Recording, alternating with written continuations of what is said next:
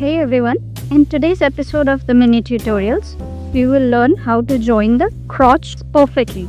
Many a times you will see that this portion, the inseam, starts pulling up and there is a tugging. This is because we first join the crotch and then we join the side seams. But the actual process to avoid that tugging or pulling or to get a crisp finish, what we should do is we should join both the side seams, the inseam and the outseam. And this is right sides out and this is wrong sides out. Make sure that you are aligning the back crotch with the back crotch and the front crotch with the front crotch. I will put the one that is wrong sides out. I will pass the other leg through this one, and we have put both the legs one inside the other like so. And here, if you can see, this is the inseam, the crotch seam.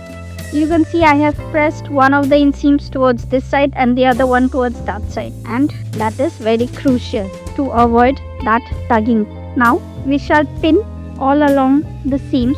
I would love to do a French seam, but here if we do a French seam, it generates a slight pulling and tugging, so I won't do that here. Otherwise, French seam, it is my best and favorite preferred method of finishing seams. So how you finish these raw edges is up to you. You can either do a stitch and then overlock your seams, or you can finish it with a bias tape as well. For this one, I think I will have to use the bias tape, but I'll decide it later. So this is how the right sides facing each other, and we will run a stitch in this curve.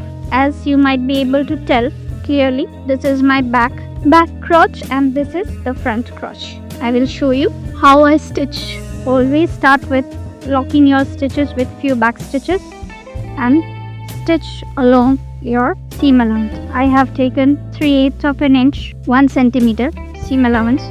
That is my most used seam allowance. And see here, the seam allowance, this side seam is pushed up. I will pull it a little down. See, I have pulled it a little down and I am stitching. The same thing I will do with this one also. I will pull the seam allowance towards the bottom and then I will make a stitch. And always reinforce or stabilize the crotch area with 2 to 3 rows of stitching, one on top of each other, so that it doesn't come off, because that is the stress point. That is the point that goes through highest amount of pressure. So one row of stitch done. The next row of stitching will be around 2 inches away from the center seam, moving towards the center, doing a back stitch, and again finishing at 2 inches beyond the center seam. The third row of stitch will go right from where we started. You might ask, why didn't I do a reverse stitching when I had originally come to the end after we did the first row of stitching? Yes, I could have easily done that.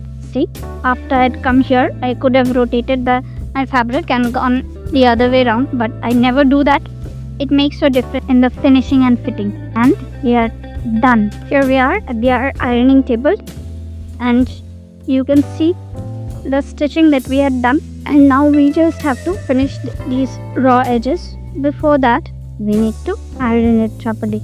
Ironing plays a very important role on how your finished garment will look, and this is what differentiates a home sewn product from the branded products or those done in bigger boutiques.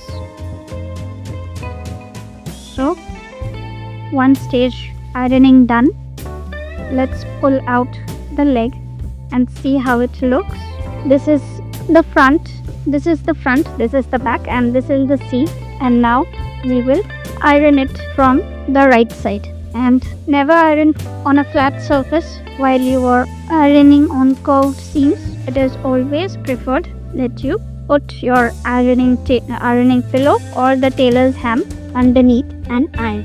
You can place the side seam anywhere you wish. I am putting it towards one side. This is not working because this is here we have a lot of curve. So if I iron on that, there are chances that the ironing may leave creases on the other side.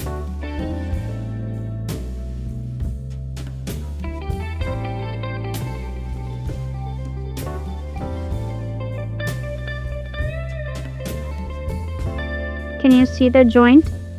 How beautiful it looks. See, it is perfectly aligned. I would request you all to try this method once and see what is the difference. If you find any difference in your finishing, please let me know in the comment box below. I would be really happy to know your feedback. Whatever feedback you have. How you have traditionally been sewing for so many years now, or you may also tell me what has been your preferred method for this long. How do you finish your crotch seams? How have you been doing it so far? Almost done. I cannot stress enough on how important ironing your garments is because this iron is so heavy and takes a lot of time.